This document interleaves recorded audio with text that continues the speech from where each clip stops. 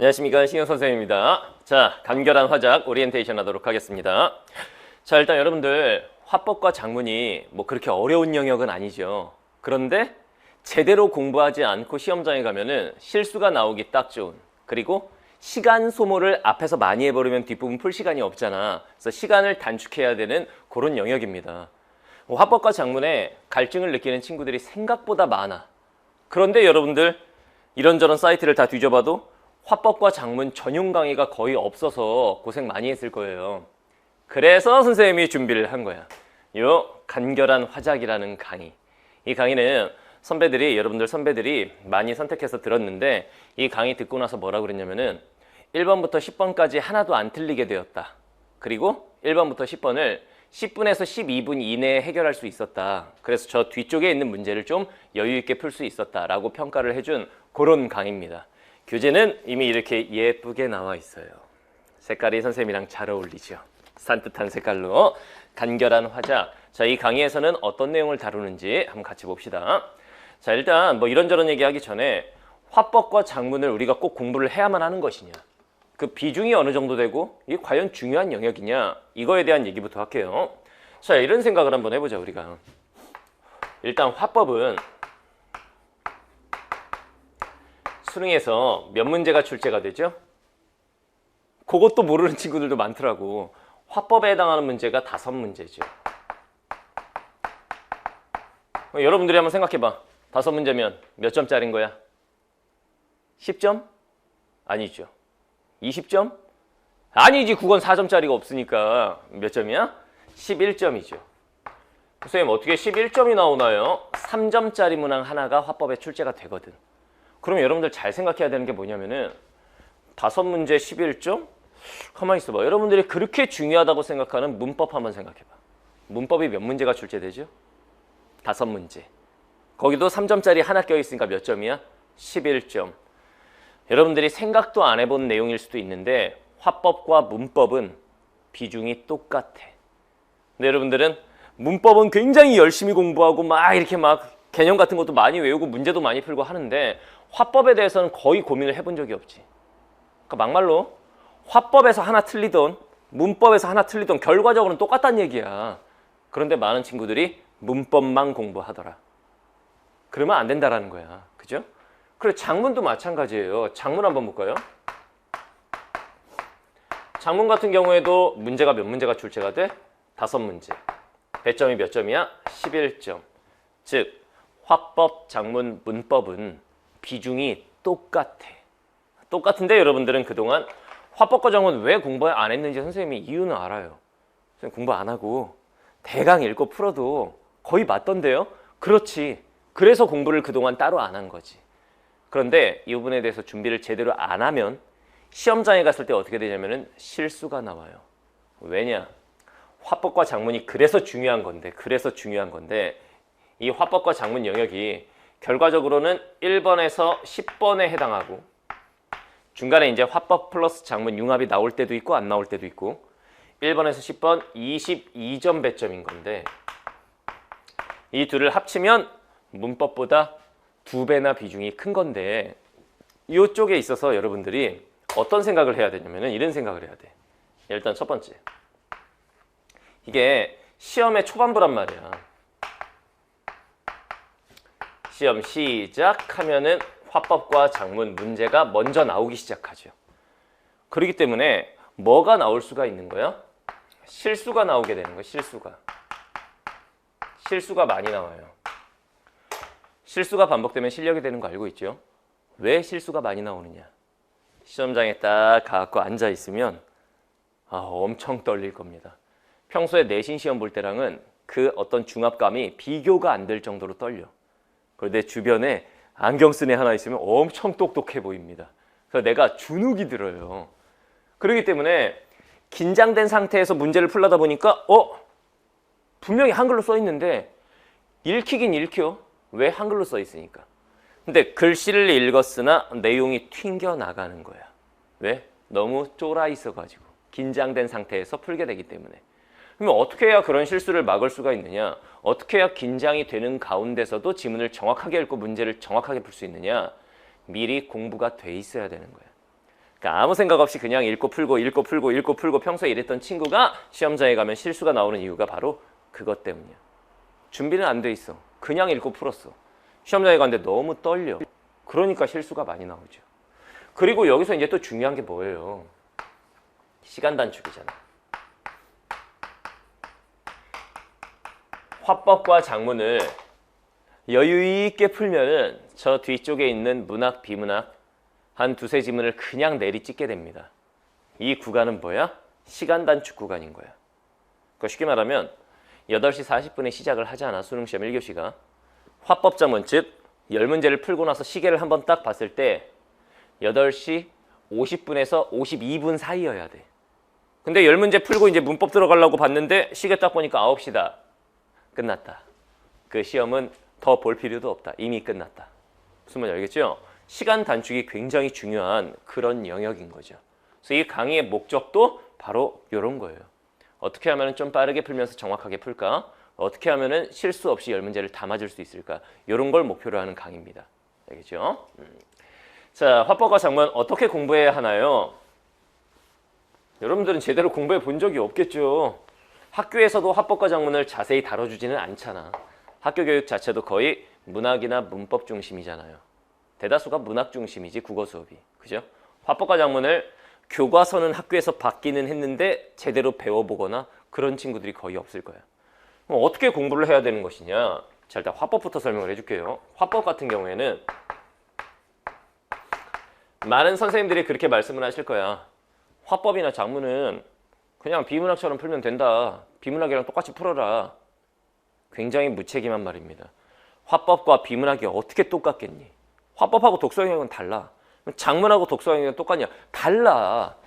그런데 그냥 비문학처럼 풀면 돼. 그냥 이렇게 말씀을 하신다고. 그렇지 않습니다.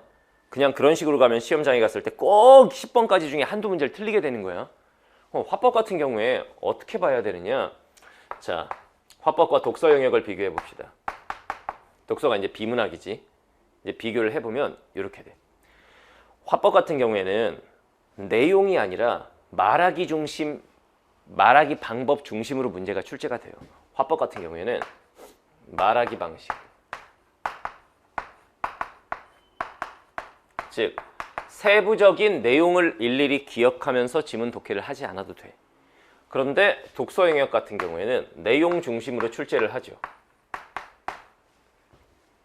쉽게 말하면은 독서 영역 비문학집을 읽을 때는 내용을 누가 더 많이 기억하고 이해를 잘 하느냐를 묻지만 화법은 그 세부적인 내용을 기억했느냐를 묻는 게 아니라 그걸 어떤 방식으로 전달을 했느냐를 물어요. 포인트가 다르단 말이야. 알겠죠? 그래서 화법 공부를 할 때는 이렇게 하셔야 돼요. 일단은 첫 번째, 개념학습을 살짝 해야 됩니다. 개념학습 해야 돼요. 예를 들면 토론지문에서 교차조사 이런 용어가 나왔을 때 선택지에 교차조사라는 말이 나왔는데 이게 뭔 소리인지 모르겠는 거야. 문제 못 풉니다. 그래서 개념학습을 살짝 해둬야 된다. 알겠죠? 그 다음에 두 번째, 지문 유형별 독해법에 대한 공부를 좀 하셔야 돼요. 여기서 선생님 물어볼게. 뭘 물어볼 거냐? 화법, 지문 유형 뭐 있어? 각자 대답해봐요. 화법, 지문 유형 뭐 있지? 모르겠지? 그러니까 이것도 모르는 상태에서 그냥 막무가내로 그냥 문제 푸는 친구들이 굉장히 많더라 이거야. 화법의 지문 유형은 이런 게 있죠. 대화, 토의, 토론, 발표, 면접, 협상, 강연 막 이런 것들이 있잖아. 여러분들 한번 생각을 해봐. 발표 지문과 토론 지문은 읽는 방식이 똑같을까요? 당연히 다르겠지. 근데 여러분들은 그런 고민을 해본 적이 없을 거야. 그런 고민을 해봐야 돼. 알겠죠? 그래서 지문 유형별 독해법에 대한 공부를 하고, 그 다음 세 번째, 문제 유형별 풀이법에 대한 공부. 문제 유형별 풀이법. 문제 유형별 풀이 전략.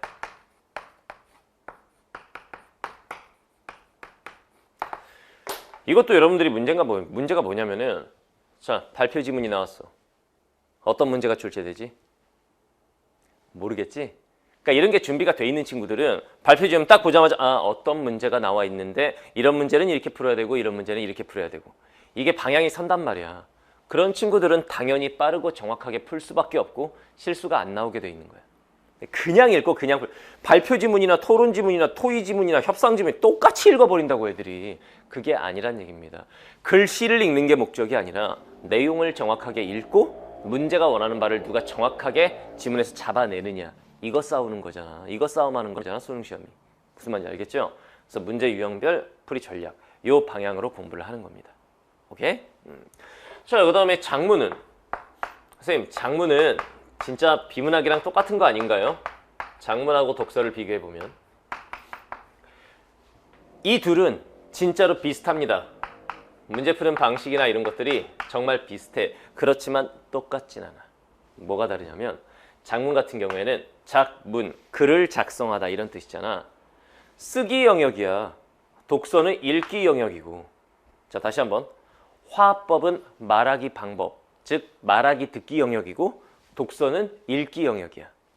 작문은 작문, 글을 작성하다, 쓰기 영역인 거고 독서는 읽기 영역이라고. 당연히 다르다고 이게.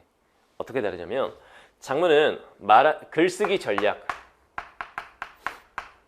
글쓰기 전략 중심으로 문제가 출제가 되죠. 그에 비해서 독서는 그야말로 내용 중심으로 출제가 되는 거고. 글의 형태를 보면 좀 비슷한데 실제 문제에서 묻는 건 좀 다르다는 얘기입니다. 알겠죠? 선생님은 작문을 어떻게 공부하는 건가요? 작문 같은 경우에는 이렇게 공부하는 거지. 일단 첫 번째, 개념학습을 하기는 하되 개념으로 승부가 나진 않아. 작문은 개념학습은 진짜로 약간만 하는 거야. 약간. 그냥 발을 담궜다가 빼버리는 거야. 개념학습은 살짝만. 알겠죠? 그 다음 두 번째, 지문 유형별 독해법을 공부하느냐? 그렇지 않습니다. 작문도 물론 지문 유형이 있긴 있어. 예를 들면 이런 거죠. 설명문, 논설문, 건의문, 서간문 이런 글의 유형이 있지만 그 유형별로 글 읽기가 다르지는 않아. 대신 작문은 뭘 공부하냐면 문제 유형별 풀이법. 작문은 문제 유형이 화법만큼 다양하지 않아요. 문제 유형이 거의 정해져 있어. 예를 들면 화법 같은 경우에는 토의 지문, 발표 지문, 협상 지문 다 문제 유형이 다를 수가 있는데 작문은 어차피 문제 유형이 딱 정해져 있습니다. 선생님 물어볼게요. 작문의 문제 유형 몇 가지지? 이것도 모르면서 시험장에 가려고 그런다고. 그러면 안 돼요. 작문의 문제 유형은 딱 물어보면 선생님 5가지입니다. 어떻게? 글쓰기 5단계에서 한 문제씩 출제되는 거 아닙니까? 글쓰기 5단계가 뭐니? 계획하게, 내용 생성하게, 내용 조직하게, 표현하게, 고쳐쓰기. 거기서 한 문제씩 나오잖아요. 이렇게 대답할 수 있는 친구들. 그리고 글쓰기 계획 문제는 이런 걸 물으니까 이렇게 푸는 거죠. 내용 생성하기에선 자료 수집 및 활용 문제 3점짜리가 잘 나오는데 자료 활용 문제는 이렇게 푸는 거죠. 이 방향이 서 있는 애들. 이런 애들은 시험장에 가서 아무리 떨려도 본인의 페이스대로 시험을 끌고 가기 때문에 그러니까 시험에 끌려가는 것과 본인이 그 시험을 멱살 잡고 끌고 가는 건 다른 거거든. 본인이 끌고 갈 수 있어야 실수가 안 나오는 거야. 무슨 말인지 알겠죠? 그래서 문제 유형별로 어떻게 문제를 풀어야 되는지를 이 강의에서 배우게 될 겁니다. 알겠나요?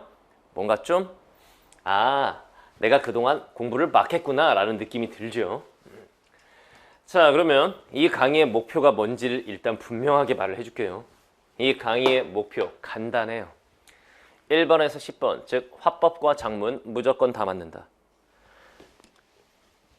분명하게 말해줄게. 1번에서 10번 중에 하나라도 틀렸다. 1등급은 없다. 왜냐면 여러분들은 문법부터 마음이 열리잖아. 여기서부턴 여기서 뭐 한두 개 틀릴 수 있어. 그리고 비문학 쪽으로 가면은 마음이 많이 열리잖아. 여기선 많이 틀려야지. 이렇게 열려 있잖아. 근데 화법과 작문에서 문제를 틀렸다. 그럼 굉장히 가슴 아픈 결과를 받아들이게 될 거야. 알겠죠? 그렇기 때문에 이 강의의 목표는 1번부터 10번까지는 일단 무조건 다 맞추는 거. 이걸 목표로 합니다. 플러스 시간 단축이죠. 보통 아이들이 시험장에서 화법 작문을 풀 때 15분에서 20분 정도를 소요하는데 우리는 10분 안에 푸는 걸 목표로 합니다. 10분에서 12분 정도. 늦어도 12분 안엔 다 풀어야 된다. 무슨 말인지 알겠죠? 강좌 목표 1번에서 10번은 무조건 다 맞는다. 그리고 시간 단축을 한다. 오케이? 자, 이 강의 특징 이런 것들입니다. 일단 첫 번째, 딱 8강 안에 화법과 작문을 끝냅니다. 그래서 강좌 제목이 간결한 화작. 화법과 작문 많은 시간을 투입해야 되는, 많은 시간을 투자해야 되는 그런 영역은 아니야. 제대로 압축적으로 공부해야 되는 그런 영역이기 때문에 8강 안에 이 강의는 끝납니다. 알겠죠? 자, 그리고 1번에서 10번까지 10분. 뭐 사람에 따라 조금씩 다를 수 있지만 최소한 10분에서 12분 사이에 다 푸는 걸 목표로 한다. 알겠죠? 그러면 뒷부분 여유 있게 풀 수 있거든. 그리고 화법과 작문의 필수 개념들을 한번 다 정리를 할 겁니다. 필수 개념 총정리할 거고, 그다음 화법 지문은 유형별로, 지문 유형별로 독해 전략을 공부하게 될 거고, 작문은 문제 유형별로 풀이법에 대해서 공부하게 될 거야. 즉 화법과 작문을 체계적으로 공부하는 게 이 강의의 목표예요. 어디에서도 찾아볼 수 없는 그런 강의. 알겠죠? 자, 이런 친구들이 이제 이 강의를 들으면 도움을 많이 받을 텐데 본인이 여기에 해당하는지 보세요. 일단 OT를 보고 있다는 얘기는 화법과 작문 나 필요한데 라고 생각해서 들어왔을 거 아니야. 본인이 여기에 해당하는지 보세요. 1번에서 10번까지 하나라도 틀리는 학생들. 나는 화법과 작문은 모의고사 볼 때마다 무조건 다 맞는다. 안 들어도 됩니다. 그런 학생들이 이 강의 필요 없습니다. 알겠죠? 근데 1번에서 10번까지 보면은 항상 한두 개씩 꼭 틀리더라. 또는 어떤 땐 다 맞고 어떤 땐 하나 틀리고 어떤 땐 막 3개도 틀리더라. 이런 친구들을 위해서 제작한 강의야. 무슨 말인지 알겠지? 1번에서 10번까지 중에 하나라도 틀리는 학생들. 본인이 거기에 해당한다 싶으면 이 강의 들으면 도움이 많이 될 겁니다. 자, 강의 구성. 이렇게 구성이 되어 있는데 이 교재가 그런 내용들을 수록하고 있다는 뜻입니다. 일단 첫 번째, 파트 1은 화법인데 필수 개념 학습을 일단 합니다. 예를 들면 토론에서 입론이 뭐고 반론이 뭐고 확인 질문, 즉 교차 조사가 무엇인지 세부적인 개념 학습을 할 거야. 이렇게 화법 개념이 정리되어 있는 교재 자체가 거의 없어. 화법은 출판사들도 거의 교재를 잘 안 냅니다. 애들이 많이 안 본다고 생각하거든. 화법과 작문을 서점에 가고 딱 책 사는 친구들이 거의 없단 말이지. 그죠? 필수 개념 학습을 하고, 그 다음 지문 유형별 독해 전략. 발표 지문은 이렇게 읽는 것이다. 요거를 먼저 선생님이 자세히 설명을 해줄 거예요. 토론 지문은 이렇게 읽어라. 협상 지문은 이렇게 읽어라. 지문 유형별로 지문 읽는 방법 자체를 설명을 해줄 거야. 알겠죠? 자, 다음 세 번째, 문제 유형별 풀이 방법. 자, 이렇게 표 형태로 제시가 되는 토의 지문의 문제는 이렇게 푸는 거다 하고 같이 문제를 풀어보고 이렇게 진행을 할 거고, 그 다음 네 번째, 실전 모의고사가 또 수록이 돼 있어요. 실전 연습 충분히 할 수 있도록. 알겠죠? 화법 영역은 이렇게 구성되어 있습니다. 그 다음 작문은 역시 필수 개념이 있긴 있어. 근데 화법보다는 조금 간단해. 예를 들면 고쳐쓰기의 전략, 글 수준, 문단 수준, 문장 수준, 구나 절, 단어 수준에선 이런 것들이 선택지에 제시된다.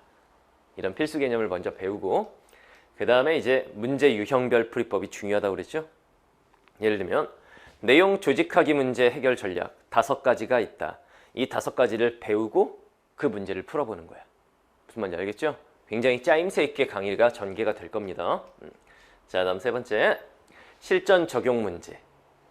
모의고사 형태로 이렇게 실전 적용 문제가 제시가 될 거고, 그리고 실전 모의고사도 수록이 돼 있습니다. 이런 식으로. 무슨 말인지 알겠죠? 그리고 여기 OT 파일에 안 넣어놨는데 뭐가 또 있느냐? 파트 3, 화법과 작문 융합. 화법과 작문 융합 지문. 길고 문제 개수가 4개나 되잖아.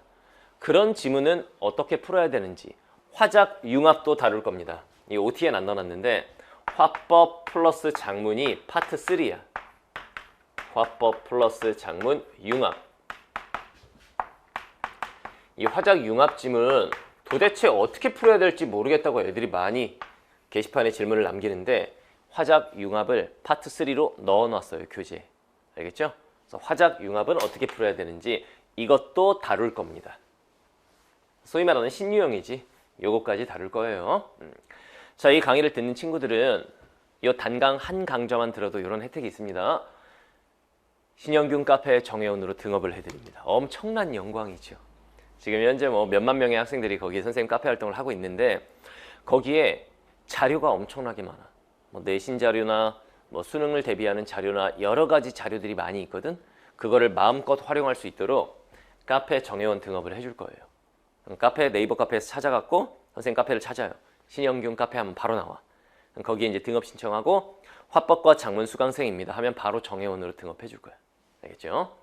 그리고 그 카페 안에 화법과 작문 영역별 문제 은행이 들어있어요. 화법과 작문 100문제 한번 풀어볼까? 이런 식으로 화작 영역별 문제 은행을 제공을 할 겁니다. 집으로 보내준다는 뜻이 아니고 카페에 그 자료가 있으니까 정회원 등업하고 마음껏 활용하라. 이런 얘기입니다. 그 안에 있는 EBS나 이런 자료들도 활용할 수 있게 해놓을 거란 얘기예요. 알겠죠? 자, 올해 선생님 강의 목표는 요겁니다. 내 새끼들 1000원 1등급. 내 강의를 듣는 내 아이들은 국어 영역만큼은 1000원 1등급 만들겠다. 요걸 목표로 하고 있어요. 여러분들 일단 이 강의 잘 따라오면 1번부터 10번까지는 다 맞을 수 있을 거예요. 그거는 선생님이 보장할 수 있습니다. 알겠죠? 자, OT는 여기서 마치도록 하고 본 강의에서 봅시다.